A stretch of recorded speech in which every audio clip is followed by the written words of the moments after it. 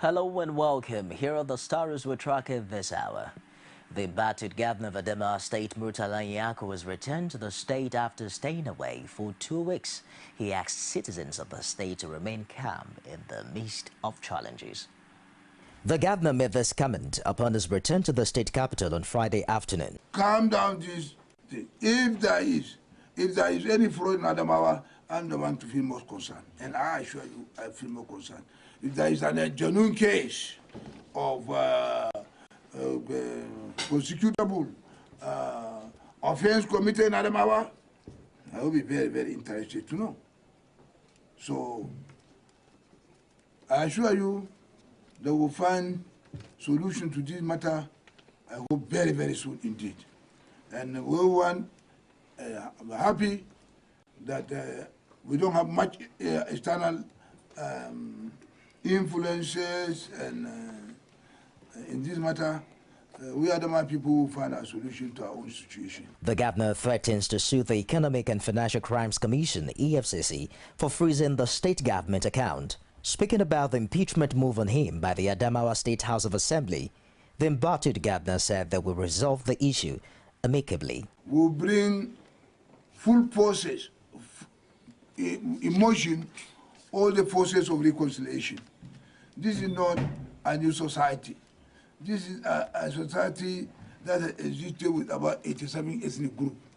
And there is no, and I'm delighted to say that since we started this crisis even in the Northeast, there is not a single Adamawa man caught in Boko Haram web. So we are a peace-loving people. We'll find solution. We'll use our kinship. We will use all the traditional institutions, the religious institutions, the political institutions we have in the country, and the political games necessary for us to calm down the tempo. The governor and the House of Assembly have been in the face-off on charges of financial misappropriation. The acting chief judge of the state, Ambrose Mamadi, had on Thursday dismissed all charges levied against the House of Assembly by the governor. The federal government has reached an agreement with striking doctors on all contentious issues. Health Minister Onyebuchi could disclose this at a press briefing in Abuja. He says the deal was signed after a meeting with the leadership of the Nigerian Medical Association that lasted 10 hours. The minister ordered that the government has addressed all 24 demands tabled by the doctors and expects them to return to work soon. The minister is convinced that the strike will be called off on and before next Monday. NMA President Kaudi Obimbe was however not available to confirm the health minister's claims. Members of the Chibok community in Borno State are seeking UN protection against what they describe as a campaign of genocide by Boko Haram. This, they say, is because of the inability of the Nigerian authorities to prevent incessant attacks in the community in spite of advance notice to security forces. The Chibok community also wants the government to enter into dialogue with Boko Haram with a view to securing the release of 219 schoolgirls abducted more than 80 days ago. Chibok community in Borno State was relatively unknown before Boko Haram elements abducted hundreds of schoolgirls in April this year. But now, it's regularly in the news as a result of the campaign to get the girls back from captivity. Also, it has in recent times attracted more interest from Boko Haram, according to community leaders. They say that insurgents have killed more than 200 people in at least 15 attacks on their villages. The community members are now convinced that the Nigerian authorities cannot protect them and are seeking outside help.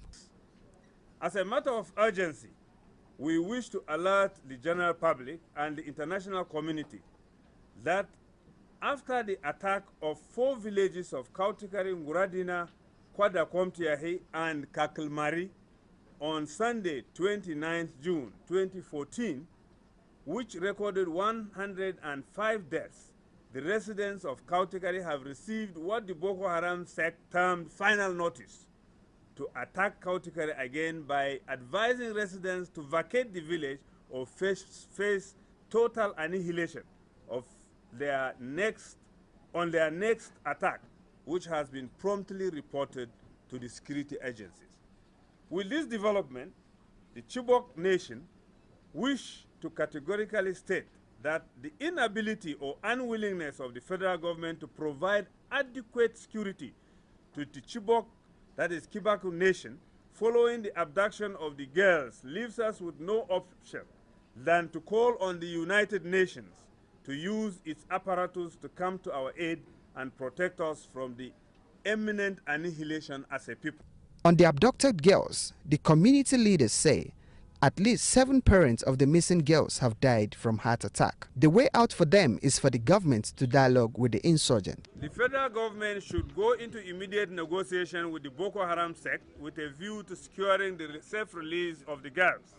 2, immediate establishment of a rehabilitation center in Chibok to address psychological, medical, and traumatic effects of the abduction on parents, escaped and yet to be rescued girls, and the Chibok community.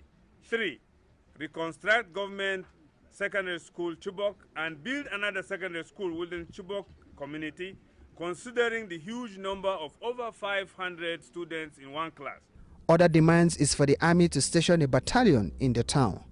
And with a rise in the number of internally displaced persons, the community wants the Borno State and the federal government to provide more relief materials for the people. Meanwhile, Nigerian troops have arrested 3 suspected female terrorists who have been secretly recruiting ladies into the female wing of the terrorist group. Defense spokesman Major General Chris Olukolade identified the suspects as Hafsat Usman Bako, Zainab Idris, and Aisha Abubakar.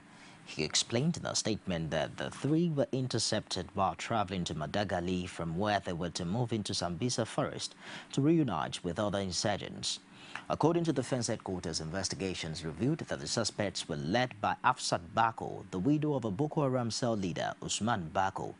General Olukolade added that Hafsat's link with the terrorist group had earlier been a subject of investigation in 2012, when security agents on the manhunt for her husband stumped their residence in Jimeta and recovered an AK-47 rifle and 2 loaded magazines. The military claimed that the suspects were luring ladies, especially widows and young girls, by enticing them with male suitors who were mainly Boko Haram members for marriage. They were said to be on the way to receive additional briefing from the leadership before the arrest. The FCT Minister Bala Mohammed has directed the 6 area councils in the territory to register all aliens in their respective areas. This is contained in a statement issued on Friday in Abuja by Nosike Ogboyi, the Special Assistant on Media to the Minister. The statement says Mohammed directed that the exercise should be conducted in conjunction with officials of the Nigeria Immigration Services.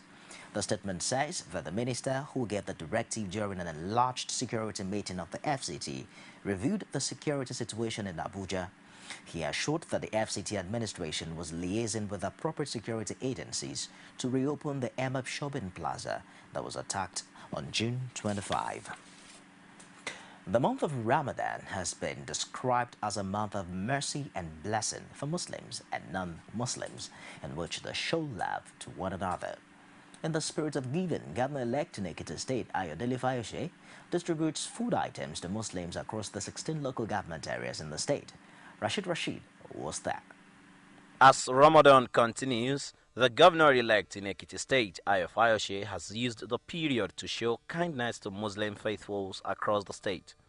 While presenting the food items to the Grand Imam of Ekiti State in Ado-Ekiti, the deputy governor-elect, Olushola Eleka, says the gesture is Fayose's demonstration of love for the masses without religious sentiment. Ramadan season is a very important season for the Muslim brothers. In every season, whether for Muslims or Christians, we are all there to support them. It's just a demonstration of love, right, and support for our Muslim brothers this time around. It's not the quantity that matters, but the act. The act shows a demonstration of love. And the fact that he shows concern, is concerned about it. While commenting on the gesture, Islamic cleric Lukman Abdurrahim says Fayose knows the reward in giving alms during Ramadan. The newly elected governor in Ekiti State did during the month of Ramadan. He may not be Muslim, but he showed the love to Muslim by distributing provisions, the food, to the Muslims. Doing this, the reward shall be daring. And I pray God Almighty Allah will reward me and every one of us. The Muslim community thanked Fauci for his kind gesture, saying it's a sign of better things to come for Ekiti State. If something is good, and nothing you can call it than good, somebody that just elected and have the interest of the Muslim in mind, to say that they gave us something, in this Ramadan, it's wonderful. Actually, he has been doing it before. I know he'll be doing it more. Muslim faithfuls are enjoined to give alms and be kind to all during this Ramadan period so as to get maximum reward of the month of forgiveness. Rashid, CoreTV News, Ado Ekiti. Stories from outside Nigeria next on the news shortly after this break. Stay with us. CoreTV News presents a platform with presence in over 30 states of the Federation. Be sure to be had. For live coverage of events, we have the capacity to deliver from anywhere in Nigeria and beyond. Contact us now on 0803-471-8550 or 0803-724-9733, 014-533-407. Our 24-hour news station. Nigerians continue to travel the city of Lagos waits and dark as all routes to you on Be the first to know on CoreTV News from the north, south, east, west and around Africa. We break the news. One Nigeria. Now you can catch all the actions live as the news breaks. We are CoreTV News. Welcome to CoreTV. Our 24-hour news station. Glad to have you back. Andy Coulson, a former top aide to British Prime Minister David Cameron, was sentenced to jail for 18 months for his role in the phone hacking scandal that brought down Rupert Murdoch's News of the World tabloid. A judge at the Old Bailey Court in Lagos sentenced Coulson, the newspaper's former editor, after he was found guilty of conspiracy to intercept voicemails on June 24, following a marathon 8-month trial. Former News of the World editor Greg Miskig and chief reporter Neville Thorbeck were each sentenced to 6 months imprisonment, whilst journalist James Weatherup and private detective Glenn Morker received 6-month suspended sentences. The four had all earlier pleaded guilty to phone hacking. Cameron was last week forced to make an embarrassing public apology after the conviction of Coulson, who was his communications director from 2007 until his resignation in 2011. And that story wraps it in CoreTV News this hour. We'll be back at the top of the hour with more stories. I'm Nifemi Oguntoye. Thanks for being there.